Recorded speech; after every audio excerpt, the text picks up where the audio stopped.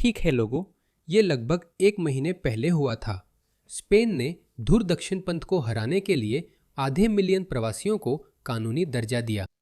यही इसके पीछे की मंशा है, धुर दक्षिणपंथ को हराने की। यह कोई षड्यंत्र सिद्धांत नहीं है। ये कोई बढ़ा चढ़ाकर नहीं कहा जा रहा है। ये कोई अतिशयोक्ति नहीं है। इस वोक स्पेनिश राजनेता की बात सुनिए। मैं उन प्रवासियों से कहना चाहती हूँ जिन्हें सामाजिक रूप से ब्रेन वॉश किया गया है कि कृपया हमें इतने फांसीवाद के साथ अकेला ना छोड़ें। और हाँ, बिल्कुल, हम चाहते हैं कि वे वोट करें। हाँ, हमने कागजात ले लिए हैं, वैधीकरण हो गया है। अब नागरिकता या कानून बदलने जा रहे हैं ताकि वे वोट कर सकें। हाँ, उम्मीद है रिप्लेसमेंट थ्योरी। मैं उम्मीद करती हूँ कि हम फांसीवादियों और नस्लवादियों को पूरी तरह हटा सकें। ये देश प्रवासी व मेहनतकश लोगों के साथ है।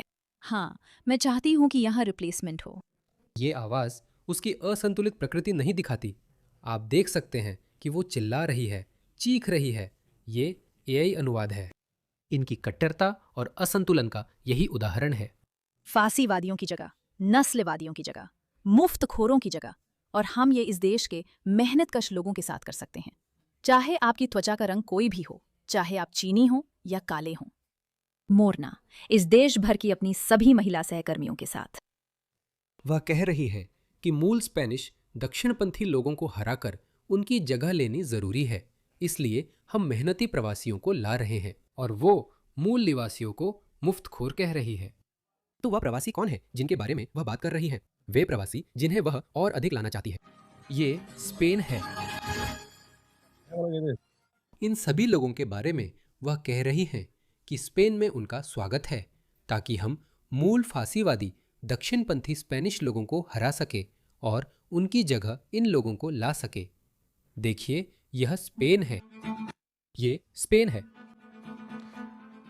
ये वही लोग हैं जिनसे वह मूल निवासियों को बदलना चाहती है, जो हाथ में मछेटी लेकर घूम रहे हैं। ये लोग काम करने जा रहे हैं। ये वही मजदूर हैं जिनकी वह बात कर रही थी। ये कोई साजिश थ्योरी नहीं है। वे खुलकर रिप्लेसमेंट थ्योरी की बात कर रहे हैं। वे चाहते हैं कि ये सच हो और बेशक ये सच है। पेड्रो सांचेज इसका पोस्टर बॉय है। सुनिए उन्हें। उन्होंने वह भाषण लगभग 1 महीने पहले दिया था। हाँ, मेरे देश ने 5 लाख बिना दस्तावेज वाले प्रवासियों को वैध बनाने का तरीका पेश किया है। 5 लाख लोग जो हर दिन बाजार में, बस में या हमारे बच्चों के स्कूल में हमारे साथ होते हैं और जो हमारे माता पिता की देखभाल करते हैं। वे लोग जिन्हें मैंने अभी आपको दिखाया। खेतों में काम करने वाले लोग जिन्होंने हमारे साथ सब बनाया। आधे मिलियन अवैध प्रवासियों को वैध करने पर क्या हुआ, सोचिए। और भी अवैध प्रवासी स्पेन आने लगे और फिर पेड्रो सांचेज घबरा गए। फिर उन्होंने यूरोपीय संघ से कुछ प्रवासियों को ले लेने की मिन्नत की। सोचिए क्या हुआ।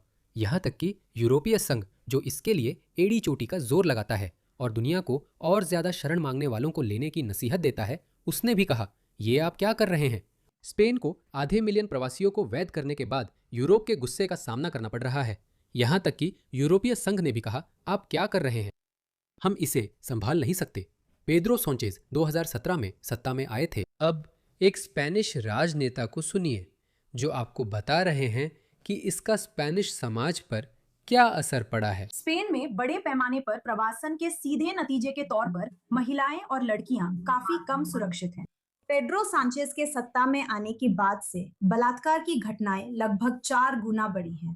2017 में 1382 बलात्कार की घटनाएं दर्ज की गई थी और पिछले साल ये संख्या 5363 थी। ये 288% की बढ़ोतरी है। सिर्फ एक उदाहरण देने के लिए ये 50% है। ये 288% की बढ़ोतरी है।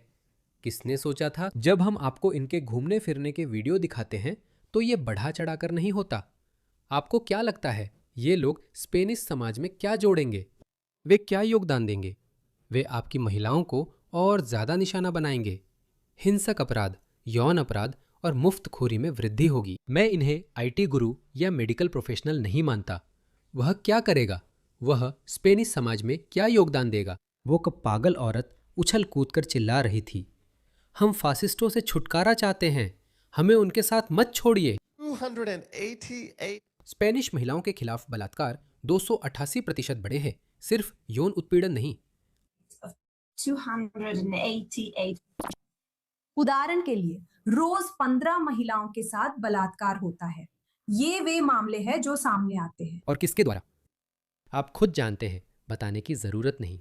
स्पेन 2018 से अंतर्राष्ट्रीय महिला सुरक्षा और सुरक्षा रैंकिंग में 20 स्थान गिरकर 5वें स्थान से 25वें स्थान पर आ गया है। स्पेन महिलाओं के लिए 5वां सबसे सुरक्षित देश था। अब यह 25वें स्थान पर है, क्योंकि वामपंथी सरकारें मानती हैं कि देशी फांसीवादियों को हराने के लिए दूसरी संस्कृतियों के लोगों को लाना जरूरी है, क्योंकि वे अलग रंग या संस्कृति के हैं। वे सब अच्छे हैं। असल समस्या तो हमारे अपने देशी फांसीवादी ही हैं। तो चलिए इन्हें डॉक्टरों और इंजीनियरों से बदले। नतीजा देखिए, स्पेन अब सबसे सुरक्षित देशों से सबसे खराब देशों की ओर बढ़ रहा है। वहां अभी पूरी तरह नहीं पहुंचा, लेकिन उसी दिशा में है। फिर भी यह 20 पायदान गिर गया है। Jesus Christ.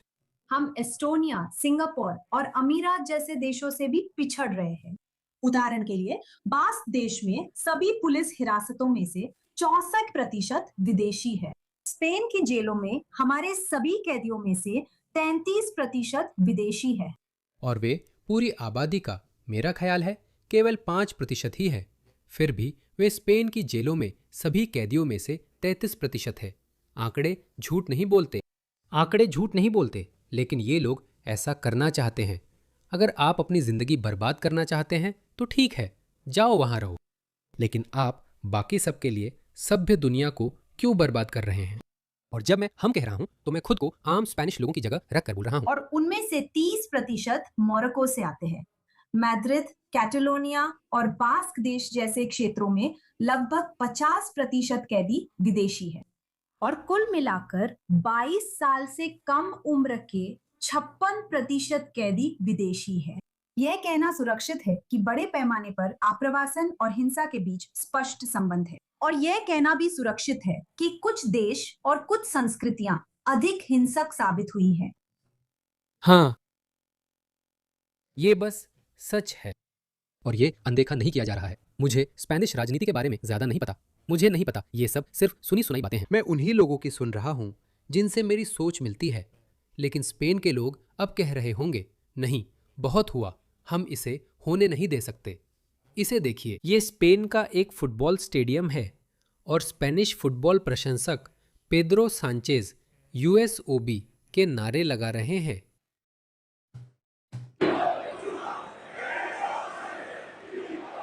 वे कह रहे हैं, पेद्रो सांचेज ही जो देपुता। मुझे लगता है इसका मतलब सॉन ऑफ अ बिच है, क्योंकि अनुवाद में यही लिखा है। तुम ही पूता हो। दोस्तों, हम कट्टरपंथियों से निपट रहे हैं। पहले हमें लगता था कि सिर्फ इस्लामवादी ही है, वे धार्मिक कट्टरपंथी है। ये अति वामपंथी, वो पागल भी वैचारिक कट्टरपंथी है। ये कट्टरपंथ में इस्लामिस्टों को टक्कर दे रहे हैं। इसमें कुछ नया नहीं। हमने बोल्शेविक क्रांति देखी, हमने कम्युनिस्ट क्रांतियां देखी। वे कम्युनिस्ट भी अपनी विचारधारा में उतने ही कट्टर और उग्र थे जितना कोई कट्टर इस्लामिस्ट हो सकता है।